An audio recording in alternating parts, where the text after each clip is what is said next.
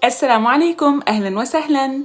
Aujourd'hui, j'aimerais partager avec vous un beau hadith du prophète sallallahu alayhi wa sallam.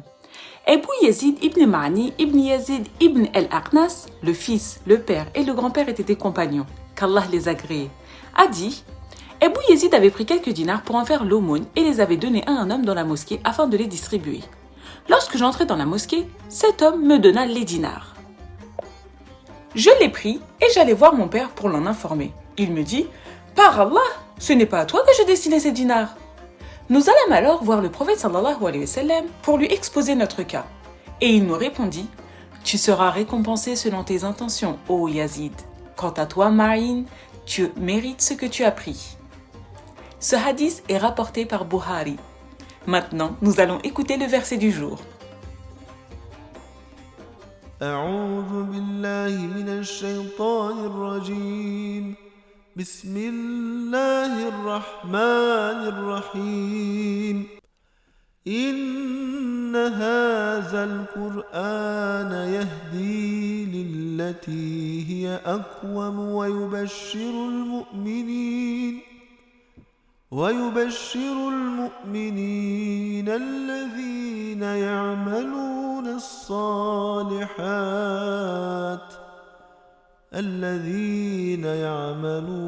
الصالحات أن لهم أجرا كبيرا صدق الله العظيم. En vérité, ce Coran conduit vers la voie la plus droite et annonce à ceux qui croient et font le bien qu'ils auront une belle récompense. D'après Abu Hurayra radiallahu anhu, le messager d'Allah sallallahu alayhi wa sallam a dit: Allah ne regarde pas vos apparences physiques ni vos formes, mais il regarde vos cœurs et vos œuvres. Ce hadith est rapporté par Muslim. Nous allons maintenant passer à notre assise du jour. أعوذ بالله من الشيطان الرجيم بسم الله الرحمن الرحيم شهر رمضان الذي أنزل فيه القرآن هدى للناس وبينات من الهدى والفرقان. Chers amis, bienvenue à cette assise durant laquelle nous allons discuter et partager une lecture du traité du Ramadan, un chapitre issu de l'œuvre de Sa'id al-Nursi, le traité des Lumières, plus communément appelé Risale in-Nur. Dans ce traité, Sa'id al-Nursi présente et évoque quelques sagesses parmi tant d'autres qui découlent directement du jeûne réalisé durant ce mois sacré.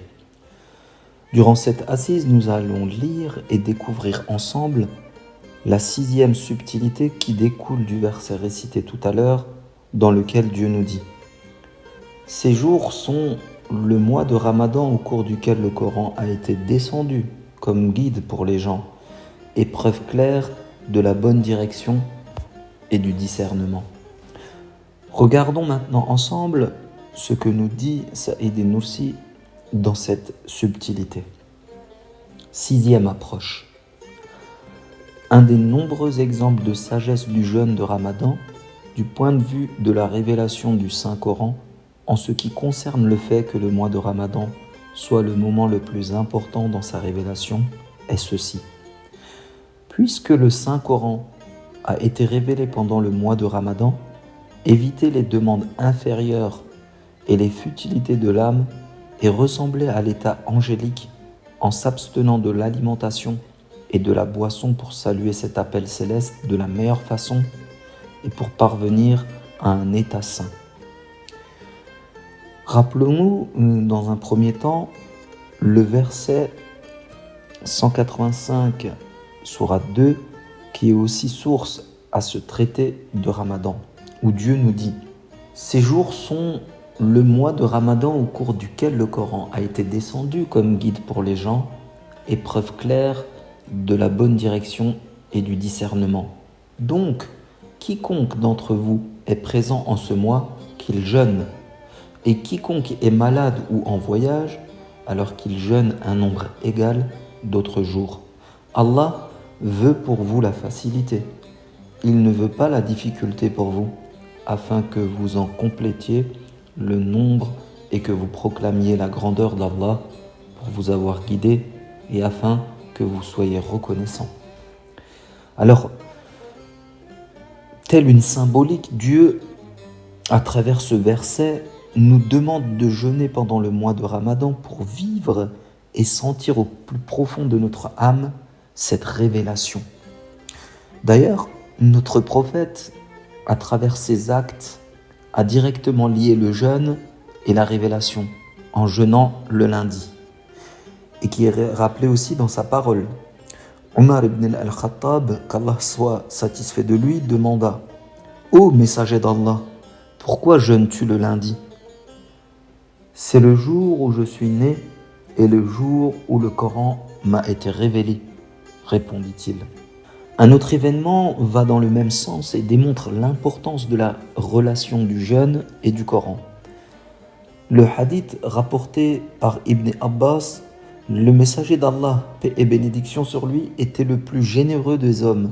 Il était d'autant plus généreux pendant le mois de Ramadan lorsqu'il rencontrait Jibril. Ce dernier le rencontrait chaque nuit du mois de Ramadan et lui faisait réciter le Coran. Le messager d'Allah, lorsqu'il rencontrait Jibril, était plus généreux que le vent qui souffle. Dans le même contexte, le messager d'Allah, paix et bénédiction sur lui, a dit à Fatima, qu'Allah soit satisfait d'elle, Jibril me faisait réciter l'intégralité du Coran une fois par an, mais cette année, il me l'a fait réciter 2 fois. Je pense que ma fin ne peut être que proche. Donc, durant ce mois de jeûne, il y a chez les musulmans et dans la communauté musulmane une intensification de la lecture du Coran comme le faisait le prophète. Chacun et chacune d'entre les croyants essaye de lire du début à la fin le Coran durant ce mois, fait son maximum pour ressentir chacun des versets, consacre plus de temps que d'habitude à la compréhension de ce message divin. Le jeûne et le Coran sont liés par un décret divin, celui de la révélation durant ce mois sacré. Donc, étant donné que le Coran a été révélé durant ce mois-ci, alors, de ce fait, le mois de Ramadan est très capital et considérable. Comme les gens qui fêtent les anniversaires, les naissances, les anniversaires de mariage, les différents moments de réussite dans la vie. Alors, ceci est le jour de la révélation, ou plutôt, le mois de Ramadan est le mois de la révélation, alors il faut que l'on prenne une apparence convenable ce mois-ci, pour accueillir ce mois sacré. D'où vient le Coran ? Posons-nous quelques questions. De Dieu. Il vient du royaume des anges et des esprits.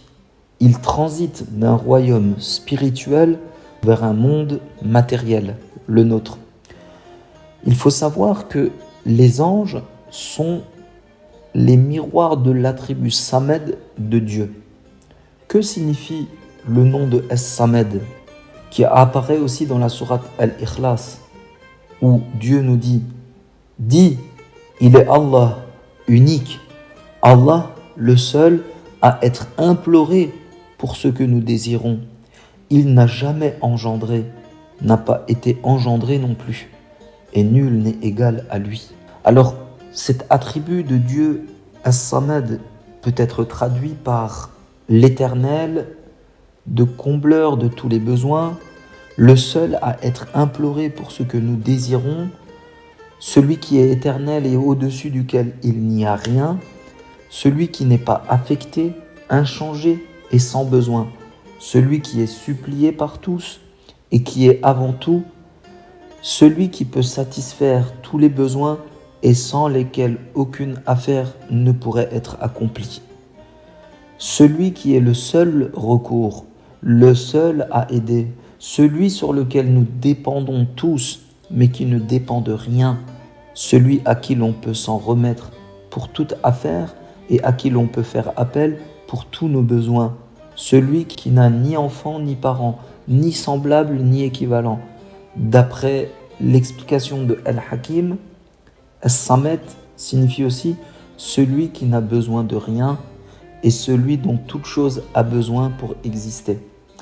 D'ailleurs, notre prophète y fait référence dans sa sunna, tout particulièrement dans la traduction relative au plus grand nom d'Allah, où Burayd ibn al-Husayb rapporte que le prophète paix et bénédiction sur lui, a entendu un homme implorer son Seigneur dans les termes suivants. « Seigneur, je t'implore en affirmant que tu es Allah, qu'il n'y a pas de Dieu en dehors de toi, l'unique, le seul à être imploré pour ce que nous désirons, qui n'a jamais engendré, ni n'a pas été engendré non plus, et que personne ne lui ressemble en aucune façon. » Le prophète, paix et bénédiction sur lui, ayant entendu cela, a dit « Je jure par celui qui détient mon âme entre ses mains, cet homme a imploré Allah par son nom le plus grand.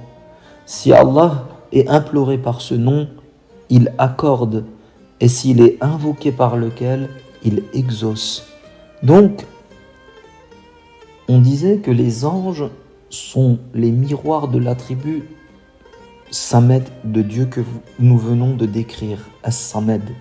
Dieu est celui qui n'a besoin de rien et celui dont toute chose a besoin pour exister. Les anges ne mangent pas, ne boivent pas, ne se marient pas. Les anges, en comparaison aux autres créatures, reflètent plus justement cet attribut de As-Samed. Donc le Coran nous provient d'un tel royaume, alors nous devons avoir un aspect angélique pour accueillir le mois de la révélation, lire le Coran. Faire en sorte comme si le Coran est à nouveau révélé ce mois-ci. Il faut le vivre comme ça, le mois sacré de Ramadan. Et pour cela, que devons-nous faire ? Nous devons ressembler aux anges. Et comme eux, nous devons renoncer à toute consommation, à toute action, comme le veut Dieu durant le Ramadan, afin que l'on atteigne un état angélique pour traverser ce mois sacré de la plus belle des manières. Nous allons accueillir alors le Coran, car le Ramadan est le mois du Coran. Et c'est donc en jeûnant, par cette adoration de jeûne, que nous allons et que nous pouvons l'accueillir durant ce mois sacré de Ramadan. Reprenons la lecture de cette sagesse. Lire et écouter le Coran comme s'il venait d'être révélé, y écouter l'appel divin comme s'il avait été révélé en cet instant, écouter cette parole comme si on l'entendait du noble messager de Dieu, paix et salut sur lui, ou de l'ange Gabriel, ou de l'orateur éternel lui-même, pour parvenir à un état saint.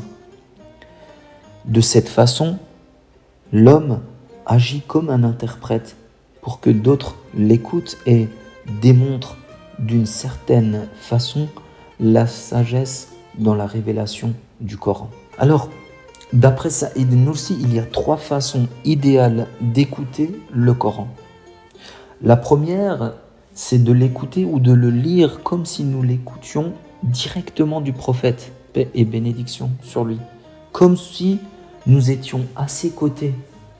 La deuxième, comme si nous l'écoutions directement de l'ange de la révélation, Gabriel, comme au moment où il révélait les versets à notre prophète. Et enfin, la troisième façon, comme si nous l'écoutions directement de la part de Dieu. Exposons et argumentons ces propos par une anecdote. Un jour, les disciples vont voir leur maître et disent qu'un de leurs camarades lit le Coran entièrement une fois par jour. Alors le maître appelle l'élève en question et lui dit « Aujourd'hui, lis le Coran comme si le prophète, paix et bénédiction sur lui, t'écoute, ou plutôt comme s'il était à tes côtés et que tu lui lisais le Coran. » Le lendemain, le maître demande à son élève et l'élève lui dit « Je n'ai pu lire qu'une sourate du Coran. » Alors le maître lui dit « Maintenant, lis le Coran comme l'a annoncé l'ange Gabriel à notre prophète, comme si tu le lisais à l'ange Gabriel ou comme si tu l'écoutais de lui. » Cette fois, il dit à son maître Je n'ai même pas lu autant, peut-être que 10 pages. Alors son maître lui dit cette fois, lis le Coran comme si tu l'écoutais de Dieu lui-même, comme si tu le lisais à Dieu. Alors son disciple lui dit alors, je n'ai même pas fini la Fatiha. C'est pour cette raison que durant le Ramadan, il faut lire le Coran avec cette conscience, cet esprit que Saïd Nursi nous décrit dans ces 3 façons, comme si nous le lisons à notre prophète, paix et bénédiction sur lui, comme si nous le lisions à l'ange de la révélation, Gabriel, comme si nous le lisons directement en live à Dieu. Donc il faut réaliser une de ces 3 lectures et mettre en pratique justement cette lecture consciencieuse et le ressentir au plus profond de son âme durant ce mois sacré de Ramadan. Aussi, durant ce mois-ci, les shaytans, pas tous, mais les plus acharnés sont enchaînés. Ils ne peuvent pas venir vous susurrer des choses mauvaises et vous inciter au mal. Durant ce mois sacré, grâce à cela et grâce au jeûne, même si le niveau 0 n'est pas atteint, au sein de la communauté musulmane, le nombre de délits diminue fortement. Justement grâce à cette lecture consciencieuse, grâce à l'absence justement de ces shaytans les plus acharnés et grâce à une prise de conscience généralisée au sein de la communauté. Reprenons et continuons la lecture de cette sagesse. En effet, c'est comme si le monde de l'islam devenait une mosquée pendant le mois de Ramadan. Dans chacun de ces coins ou de ces espaces, des millions de ceux qui connaissent le Coran par cœur font entendre aux habitants de la terre la parole céleste. Chaque mois de Ramadan montre le verset « Shahru Ramadan alladhi unzila fihi al-Qur'an » d'une façon lumineuse, brillante.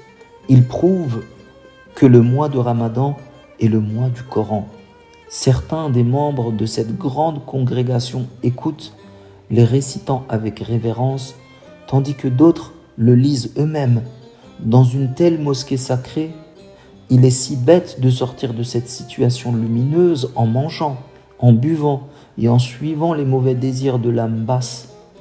Une telle personne est cible de l'aversion morale de la communauté de la mosquée. De la même manière, les gens qui s'opposent à ceux qui jeûnent pendant le mois de Ramadan sont aussi cibles de l'aversion et du dégoût du monde entier de l'islam. En fait, le monde musulman devient, durant ce mois sacré, et se transforme en une mosquée. Et dans chaque recoin de cette mosquée, certaines personnes récitent le Coran, d'autres l'écoutent, d'autres le récitent en groupe. Le mois sacré du Ramadan est le mois du Coran. Cette 6e sagesse nous rappelle donc ce lien entre le mois sacré de Ramadan et la révélation du Coran. Réaliser ce jeûne chaque année, c'est comme si nous fêtions cette révélation. Nous nous rappelons de ce moment si important dans notre religion. Le jeûne est alors, dans ce cas, la meilleure façon d'adorer le Créateur. C'est la raison pour laquelle le jeûne a été décrété obligatoire durant ce mois pour permettre aux hommes d'atteindre un état spirituel angélique et de refléter l'attribut Samed de Dieu et d'accueillir cette révélation divine. Selon Abu Hurayra radiallahu anh, le messager d'Allah sallallahu alayhi wa sallam a dit: la prière de l'homme en groupe est supérieure à sa prière dans sa boutique, au marché ou chez lui de 27 degrés. En ce sens que lorsque celui-ci fait ses ablutions convenablement, puis vient à la mosquée en ne désirant que l'accomplissement de la prière, chaque pas accompli en direction de la mosquée l'élève d'1 degré et efface un péché jusqu'à ce qu'il entre dans la mosquée. Une fois à l'intérieur de la mosquée, il demeure en prière tant que celle-ci lui retient. Et tant qu'il demeurera là où il accomplit sa prière, les anges prieront en sa faveur en disant « Mon Dieu, accorde-lui ta miséricorde. Mon Dieu, pardonne-lui. Mon Dieu, accepte son repentir. » Il en sera ainsi tant qu'il ne fera pas de tort à ceux qui l'entourent et tant qu'il ne perdra pas son état de purification mineure wudu. Maintenant, nous allons écouter El Jawshan.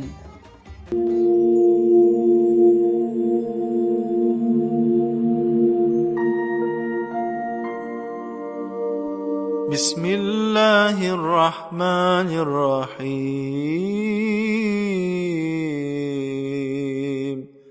اللهم إني أسألك بأسمائك يا الله. Ô mon Dieu, je t'implore et te demande par égard pour tes beaux noms, ô Allah qui est exempt de toutes sortes de défauts, détenteur de tous les beaux noms, et de tous les attributs élevés et éternels, vraie divinité de toutes choses. Ya Rahman, ô Rahman, qui pourvoit aux besoins de toutes les créatures de la terre sans faire de distinction entre les amis et les ennemis. Ya Rahim, ô Rahim, qui dans l'au-delà accordera à ses fidèles serviteurs sa compassion ainsi que des bienfaits particuliers. Ya Alim, ô Alim, qui sait tout ce qui s'est passé, ce qui se passe et ce qui se passera, à qui rien dans l'univers ne peut être dissimulé et dont la science englobe le petit comme le grand, le visible comme l'invisible. Ya Halim, ô Halim, le très patient, qui, malgré les rébellions de ses serviteurs pécheurs, ne s'empresse pas de les châtier. Ya Azim, ô Azim, détenteur de toute grandeur, auprès de qui tout est petit. Ya Hakim, ô Hakim, détenteur de toute sagesse qui ne fait rien en vain. Ya Qadim, ô Qadim, qui existe depuis toujours et dont l'existence n'a pas de commencement. Ya Muqim, ô Muqim, qui est par lui-même éternel et permanent, qui n'a besoin de rien pour exister et subsister, et qui maintient en existence chaque chose. Ya Karim, ô Karim, notre Seigneur le bienfaisant, qui fait tant de bien et est généreux, qui rassemble en lui-même toutes sortes d'honneurs et de vertus, dont les faveurs ne s'épuisent jamais, et dont les œuvres sont dignes de louange. Subhanaka ya la ilaha illa anta lamanul aman, khallisna minan nar. Gloire à toi, ô Seigneur, pas d'autre divinité que toi, nous implorons ton secours, protège-nous de l'enfer.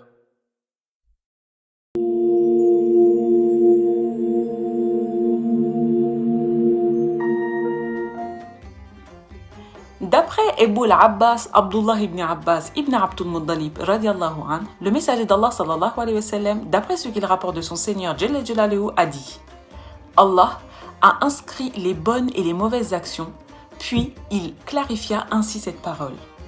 Quiconque s'apprête à faire une bonne action mais ne la fait pas, cela verra compter par Allah pour une bonne action complète. Et s'il s'apprête à la faire et la fait, Allah multipliera cette bonne action de 10 à 700 fois ou plus encore. En revanche, s'il s'apprête à faire une mauvaise action mais ne la fait pas, Allah lui inscrira une bonne action complète. Et s'il s'apprête à la faire et la fait, Allah lui inscrira une seule mauvaise action. Subhanallah. Maintenant, nous allons écouter un poème de Mevlana Jalaluddin Rumi. Je t'aime ni avec mon cœur, ni avec mon esprit. Le cœur peut s'arrêter, l'esprit peut t'oublier. Je t'aime avec mon âme, l'âme jamais ne s'arrête ni n'oublie. J'étais mort, puis vivant, pleurant, puis riant. Le pouvoir de l'amour est entré en moi, et je suis devenu féroce comme un lion, puis tendre comme l'étoile du soir. Ne reste que parmi les amoureux, des autres éloigne-toi.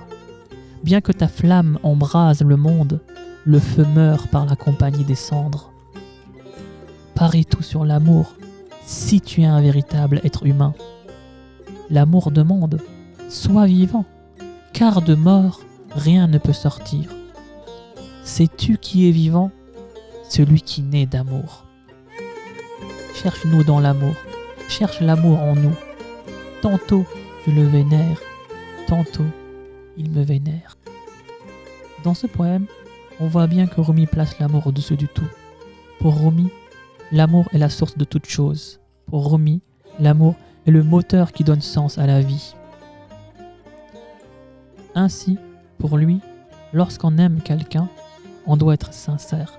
On doit aimer la personne d'un amour pur qui ne peut être étanché, d'un amour qui n'a pas de fin, d'un amour sans limite.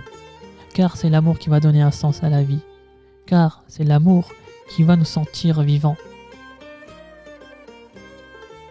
C'est l'amour qui donne en nous tout le pouvoir pour affronter les choses. Mais c'est aussi l'amour qui nous donne toute la tendresse qu'on peut éprouver envers une personne. Rumi nous donne un conseil. Il nous demande de rester avec les gens amoureux. Il nous demande de rester avec les croyants et de s'éloigner des autres. Car celui qui n'est pas amoureux, car celui qui ne croit pas, ne peut rien t'apporter. Il faut parier tout sur l'amour. Un tel pari qu'on ne peut que sortir gagnant.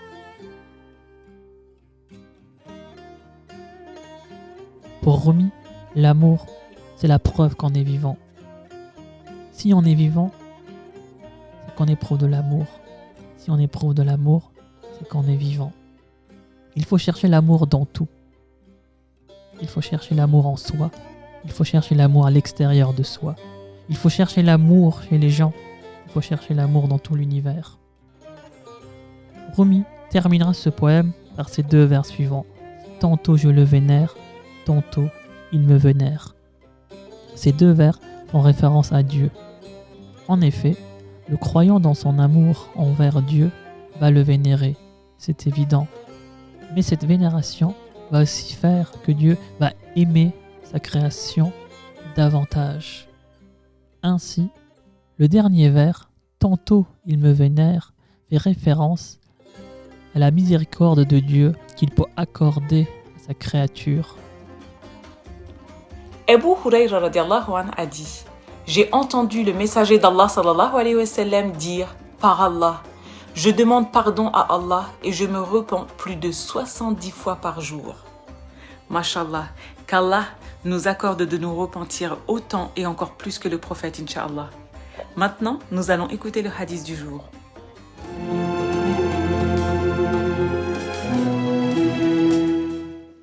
Le contentement est un trésor inépuisable.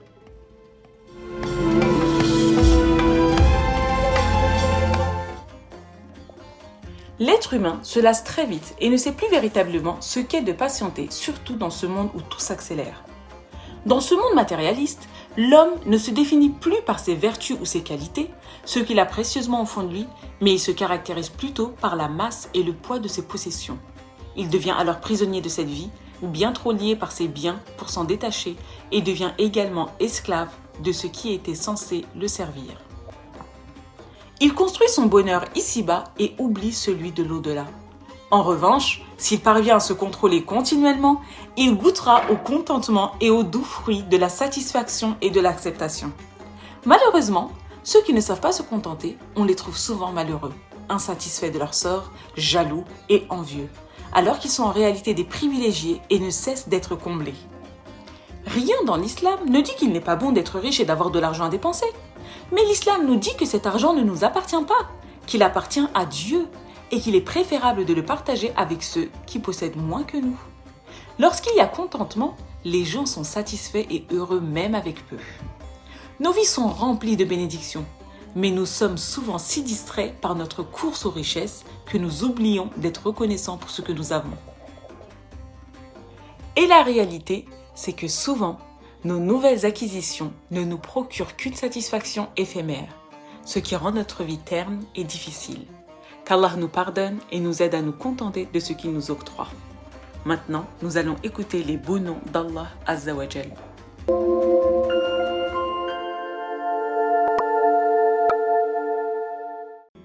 يا جميل يا الله يا قريب يا الله يا مجيب يا الله يا حبيب يا الله يا رؤوف يا الله يا عطوف يا الله يا معروف يا الله يا لطيف يا الله يا عظيم يا الله يا حنان يا الله يا منان يا الله يا ديان يا الله يا سبحان يا الله يا أمان يا الله يا برهان يا الله يا سلطان يا الله يا مستعان يا الله يا محسن يا الله يا متعالي يا الله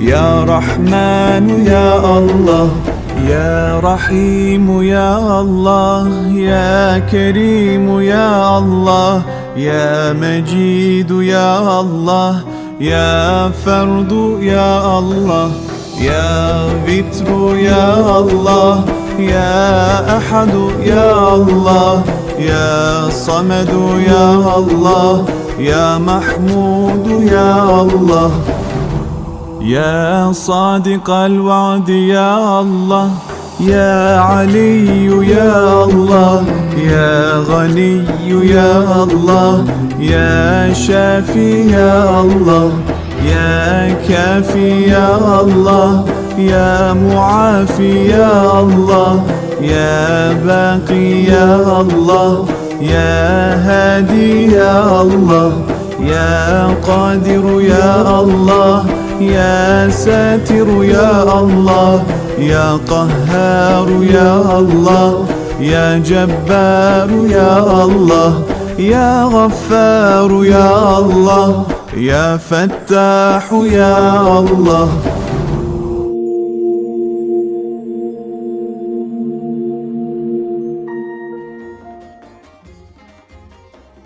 Nous avons terminé notre émission spéciale Ramadan pour aujourd'hui. N'oubliez pas de liker, de commenter et de partager cette émission avec vos amis. Je vous souhaite une très bonne soirée et à demain.